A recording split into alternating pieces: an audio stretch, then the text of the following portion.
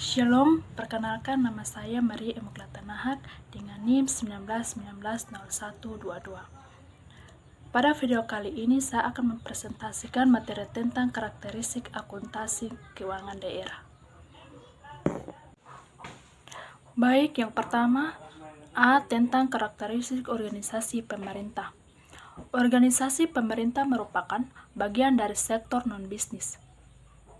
3 kelompok kategorisasi organisasi menurut Janes dan Vanderburg. Yang pertama, profit oriented. Yang kedua, tipe A non-profit. Yang ketiga, tipe B non-profit. Dalam kerangka konseptual akuntansi pemerintah disebutkan bahwa lingkungan operasional organisasi pemerintah berpengaruh terhadap karakteristik tujuan akuntansi dan pelaporan keuangannya. Karakteristik penting lingkungan pemerintah yang perlu dipertimbangkan dalam menetapkan tujuan akuntansi dalam pelaporan keuangan adalah: pertama, karakteristik utama struktur pemerintah dan pelayanan yang diberikan. Yang kedua, karakteristik keuangan pemerintah yang penting bagi pengendalian. B. Hubungan keuangan negara dan keuangan daerah. Perkembangan peraturan perundang-undangan yang terkait dengan pengelolaan dan akuntansi keuangan daerah. Yang pertama, Undang-Undang Nomor 17 Tahun 2003 tentang Keuangan Negara. Yang kedua, Undang-Undang Nomor 1 Tahun 2004 tentang Pembendaharaan Negara. Yang ketiga, Undang-Undang Nomor 15 Tahun 2004 tentang pemeriksaan pengelolaan dan tanggung jawab keuangan negara.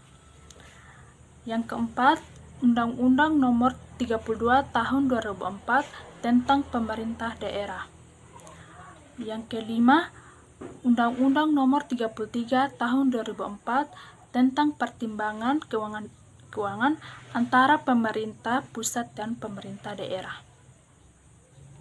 PP Nomor 71 Tahun 2010 tentang perubahan dan peraturan pemerintah Nomor 24 Tahun 2005 tentang standar akuntansi pemerintah.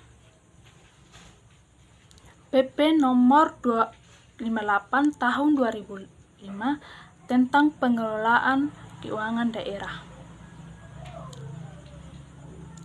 Peraturan Menteri Dalam Negeri Nomor 13 Tahun 2006 tentang pedoman pengelolaan keuangan daerah. Peraturan Menteri Dalam Negeri Nomor 64 Tahun 2013 tentang penerapan SAP berbasis aktual di pemerintah daerah.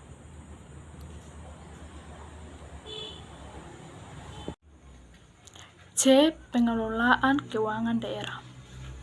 Pengelolaan keuangan daerah adalah seluruh kegiatan yang meliputi perencanaan, pelaksanaan, penatausahaan, pelaporan, pertanggungjawaban, dan penguasaan keuangan daerah.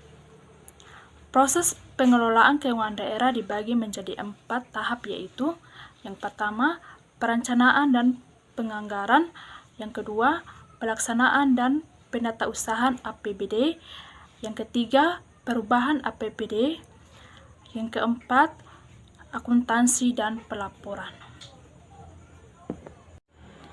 D. Definisi akuntansi keuangan daerah. Akuntansi keuangan daerah didefinisikan sebagai proses pengidentifikasian, pengukuran, pencatatan, dan pelaporan transaksi keuangan dari entitas pemada dalam rangka pengambilan keputusan ekonomi yang diperlukan oleh pihak eksternal. E. Pengguna laporan keuangan daerah. Menurut kerangka konseptual akuntansi pemerintah, terdapat beberapa kelompok utama pengguna laporan keuangan pemada, yaitu: yang pertama, masyarakat; yang kedua, para wakil rakyat; yang ketiga, lembaga pemeriksa; yang keempat, analisis dan peneliti; yang kelima, pihak yang memberi atau berperan dalam proses donasi, investasi, dan pinjaman; 6. Pemerintah pusat; ketujuh, pemerintah daerah lainnya.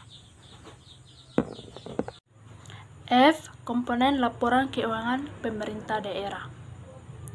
PP nomor 71 tahun 2010 tentang standar akuntansi pemerintah, laporan keuangan pokok Pemda terdiri atas: yang pertama, laporan realisasi anggaran; yang kedua, laporan perubahan saldo anggaran lebih atau laporan perubahan SAR; yang ketiga, neraca; yang keempat, laporan operasional; yang kelima, laporan perubahan ekuitas; yang keenam, laporan arus kas; yang ketujuh, catatan atas laporan keuangan. G. Basis akuntansi keuangan daerah. Sesuai dengan amanat Undang-Undang Nomor 17 Tahun 2003 dan PP Nomor 71 Tahun 2010, maka mulai tahun 2012, Pemda wajib menggunakan basis akrual. Basis akrual adalah basis yang mengakui pengaruh transaksi, peristiwa, dan lainnya pada saat transaksi dan peristiwa itu terjadi, tanpa memperhatikan saat kas atau setara kas diterima atau dibayar. Dalam hal anggaran disusun dan dilaksanakan berdasarkan basis kas.